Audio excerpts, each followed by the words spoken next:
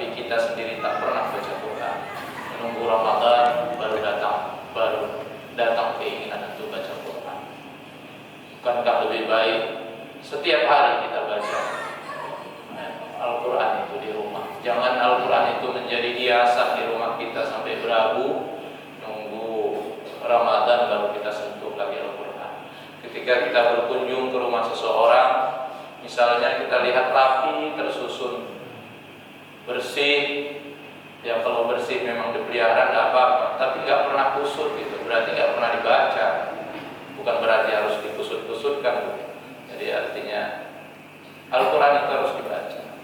Jangan pula kita sebagai seorang muslim tidak punya Quran di rumah.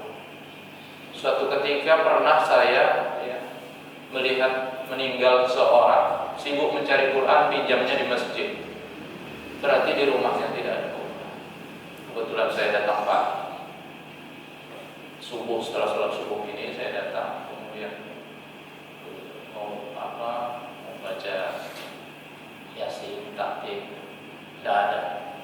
Sibuk nyuruh ke masjid. Coba cek nanti pulang ke rumah kita. Usahakan satu orang satu Quran. Jangan Quran kakaknya dipakai adiknya, Quran adiknya dipakai adiknya. Jadi kalau sudah untuk Allah kita perhitungan, bagaimana Allah akan baik kepada kita. Kalau anak kita 4, ya 4 Quran di rumah, tambah kita 2, 6. Jadi masing-masing punya Quran, jangan pinjam-pinjam. Ini enggak promosi, saya enggak jualan Quran, tapi paling tidak setiap itu berikan. Sama anak kasih tahu, ini bawa Quran yang ayah beli, ini bawa kemana pun kau pergi. Mau merantau, mau kuliah, bawa Quran.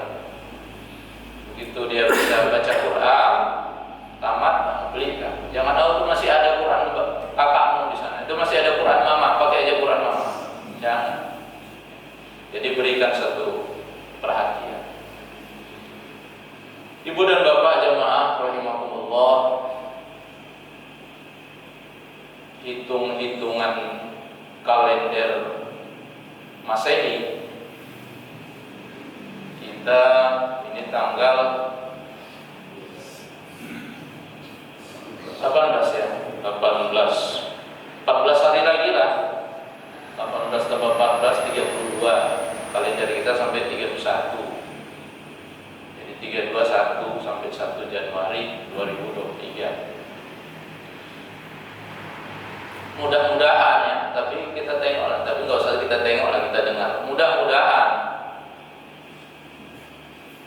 di malam 1 Januari nanti padat stabatnya, banyak keluar, konsentrasi di alun-alun.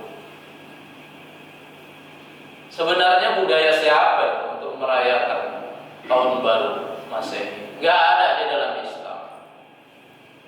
Ulama mengatakan haram untuk ikut-ikut agama lain. Itu punya agama lain, agama Romawi dulu. Romawi kuno mereka merayakan pergantian tahun itu menghormati Dewa Janus. Dewa Janus itu wajahnya satu ke depan, satu ke belakang, seolah-olah dia menatap ke depan, kemudian menatap ke belakang. Itulah yang dirayakan oleh bangsa Romawi kuno. Kemudian karena saudara-saudara kita tidak punya lagi perayaan, maka diambil mereka, non-muslim. Kita sudahlah cukup Idul Fitri, Idul Adha, tambah tahun baru Hijriah, udah cukup kita.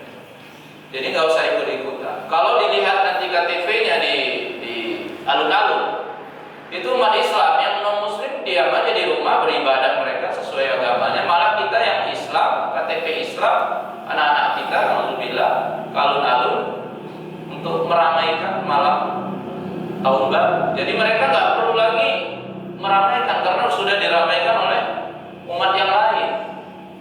Alangkah mirisnya kita bawa badan itu. Oleh karenanya saya mengingatkan diri saya dan kita semua yang mungkin kita sudah pasti tidak, tapi anak kita bagaimana?